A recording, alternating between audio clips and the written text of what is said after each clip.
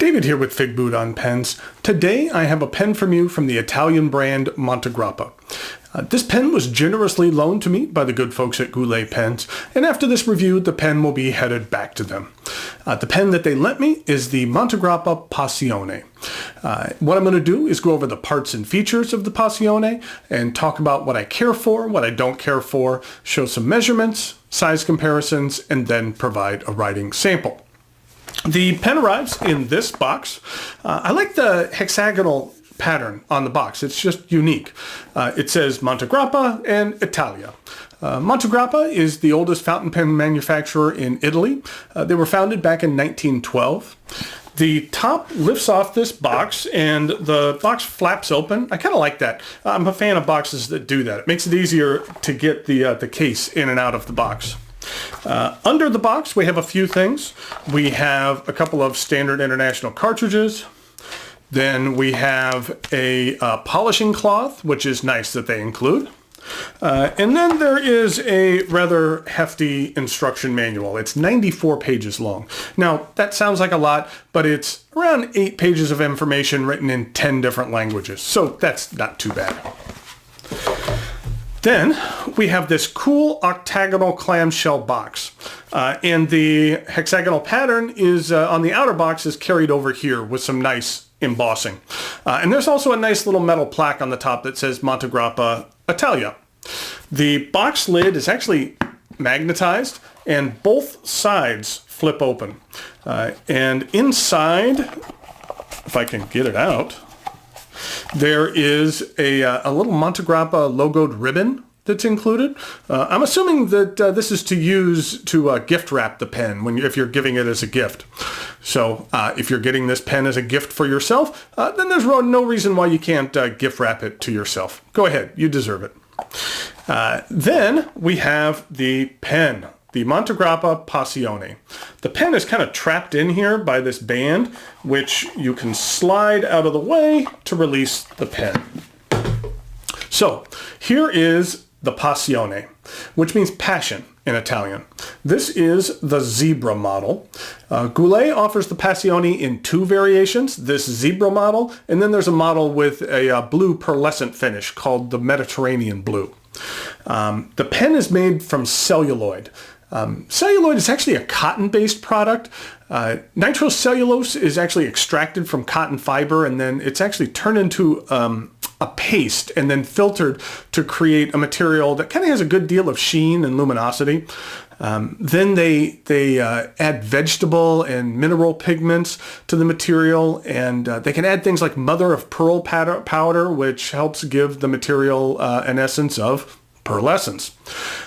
The material is then kind of cut and pressed into overlapping sheets in order to produce the desired coloring and texture. It actually takes around 18 months for celluloid to properly dry, and about 12 months of that time the material is actually kept in a humidified oven, or humidity is controlled within the oven, and the end result is pretty stunning. While I'm a big fan of order and symmetry when it comes to pens, I think the varying stripes in this material really works, and it works nicely. When it comes to stripes and things like this, in my opinion, either you want them to align absolutely perfectly, or as in this one, don't align at all. If there was more consistency to the pattern, but it didn't align 100%, then that would kind of bug me. I really like the color variations of the material as well. The black is rather consistent, but the stripes vary from very dark gray to a very pearlescent silvery white. All of the trim of the Passione is sterling silver. Let's go ahead and start here at the finial. On the end, it says 1912, which was the year that Montegrappa was founded. It has an extended finial, which transitions into this kind of ribbon-like clip, which has 2 lacquered stripes on the upper section, and then on the lower section, there is a cutout and a wheel at the end of the clip. Even with the wheel, I find this clip to be a bit on the tight side. Even with a thin dress shirt pocket or even a thinner shirt like this, it takes a bit of effort to clip it on your pocket. And it takes a significantly more effort in order to do it with thicker material. The cap angles up to the cap band, and on the band it says Montegrappa. Now, this is something I noticed on another Montegrappa pen I reviewed, the American Dream, but the engraving is in the style of handwriting. But on the G, if it actually was handwriting, the exit line on the bottom would be over the downstroke rather than behind it. This is actually a time when it's harder to see in the close-up. There's nothing really wrong with that. I just think it's something interesting. On the other side of the cap band, it's stamped with Made in Italy. Then there's a couple of other markings. First, it says 925, which is an indication that this is sterling silver. And it's 925 parts out of 1,000, or 92.5% silver, which means it's actually 7.5% something else. Now, sterling silver is an alloy, which is a mix of metals. And that's created when another metal, typically like copper or sometimes nickel or zinc, is added to the silver. The end result is a metal which is much more durable and much harder than pure silver. Pure silver is too soft for things like pens or jewelry or tableware, and that's where sterling silver comes into play. And it works great on pens. The 2670 VI stamp is actually a maker's mark, which indicates the period in Montegrappa's history when this pen was manufactured. The stamp is on all pens manufactured by Montegrappa's current ownership. The VI isn't Roman numerals. It doesn't mean 6. It's actually the initials of the Italian province where the sterling silver parts of the pen were manufactured, which is Vicenza. They had different makers for different ownership periods of the company. There was a 1140 MI, which stands for Milano, the MI. Then there was a 1055 VI before that.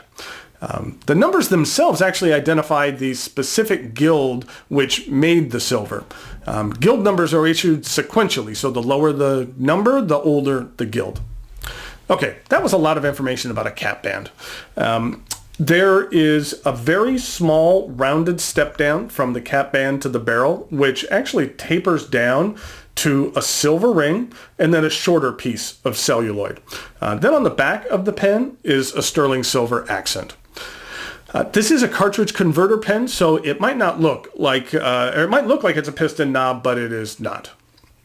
The cap twists off to reveal this very cool 18 karat gold nib. I like the continuation of the hexagonal pattern here on the nib.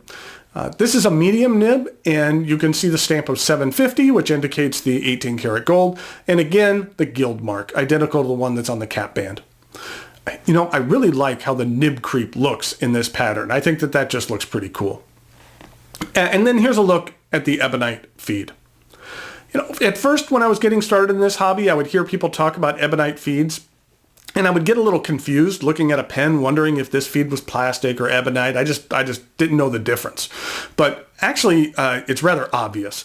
Plastic feeds are very smooth and slick, and as you can see in this close-up, an ebonite feed will have more pitting, and you can typically see the vertical lines in the material as well. This nib is very smooth. I'll talk about it more in the writing sample, but I like this nib a great deal. It writes on the fine side of medium, but it really glides across the page. The Passione has a sterling silver section. While I'm not a big fan of slick metal grips, this one is okay. It's still a little slippery, but it's not terrible. I wish the section was a bit more concave so that it would help compensate for the slicker metal. The threads are rather thick and wide, and they're not sharp at all. And then there's a rather steep transition between the section and the barrel. The pen is comfortable in the hand. Just from a design aspect, I might have preferred to have the section just slightly thicker, which would create a more mild transition here, but that's just personal preference. Celluloid is a rather light material, so the majority of the heft of this pen is due to the large silver content. The cap does post, but I can't say that it posts that securely. It doesn't post that deeply, and that due to the silver content here, it actually does backweight the pen significantly, so I prefer to use this pen unposted. I mentioned previously this is a cartridge converter pen. It comes with a Montegrappa logoed standard international converter. The Passione currently retails at Goulet Pens for $716, which is on par with other retailers. And you know what? I don't have an issue with that price. This is a high-end pen. It's made with expensive, unique materials and is extremely well crafted. The workmanship here is impeccable. The pen has a solid feeling in your hand. You know, I have some more expensive pens that I don't necessarily feel like expensive pens, but that's not the case with the Passione. It feels like something of value in your hand. I know that's a difficult concept to put into words, but I think you know what I'm talking about. It just feels like it's a worthwhile pen. Thanks to Goulet Pens for the loan of this very nice pen. It will be back in the mail to them shortly. Though, you know what? The nib on this pen is so good. I'm debating whether I should actually send this back or I might just buy it. We'll see. I'm debating. We'll see. You can check this out for yourself on their site, as well as the Mediterranean Blue version via the link below in the notes. So now it's time for some measurements, size comparisons, and then a writing sample.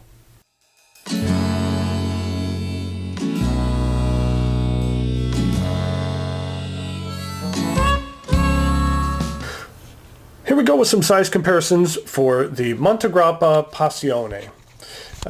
And since this pen has some black and white stripes, then I thought we'd compare it with some black and white pens. First of all, we have the Sailor King of Pen Ebonite.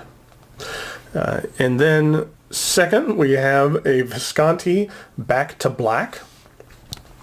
You know what? I never learned my lesson. This has a magnet in the cap, and it always sticks to another pen when I'm doing comparisons like this.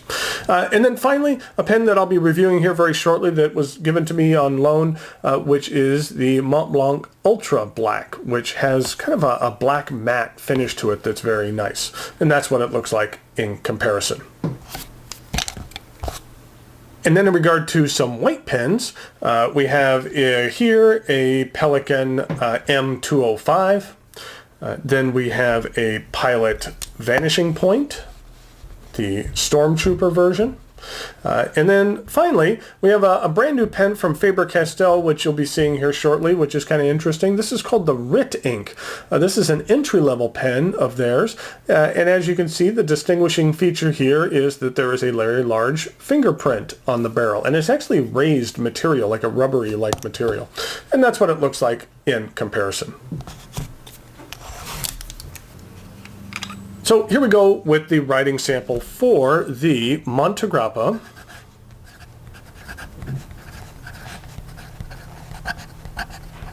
Passione. And this is a medium 18 karat gold nib. The ink that we're using is Noodler's Liberty Elysium.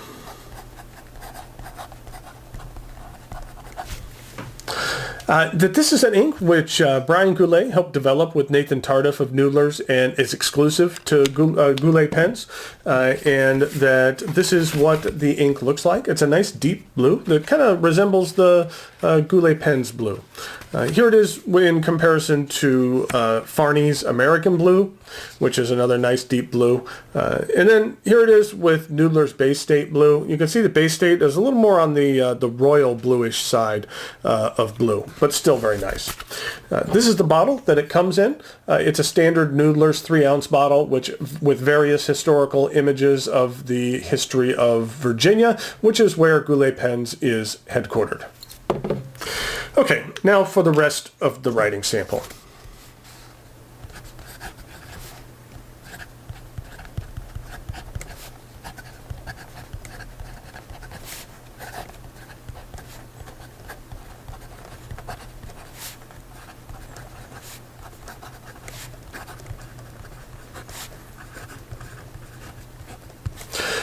As I mentioned in the review, this is a very smooth nib.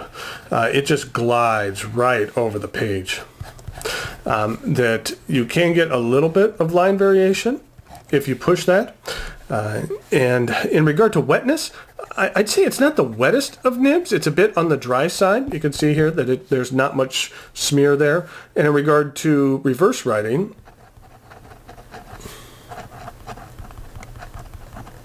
I'd say it does an okay job. It's a bit on the scratchy side, but in regard to fast writing,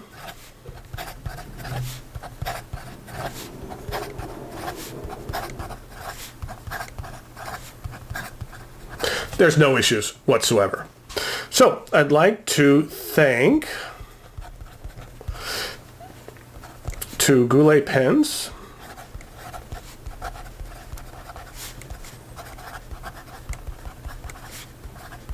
for the loan of this very nice pen. The Passione is a well-crafted pen out of unique materials, which performs very, very well. So until next time, thanks for watching, and I'll talk to you later.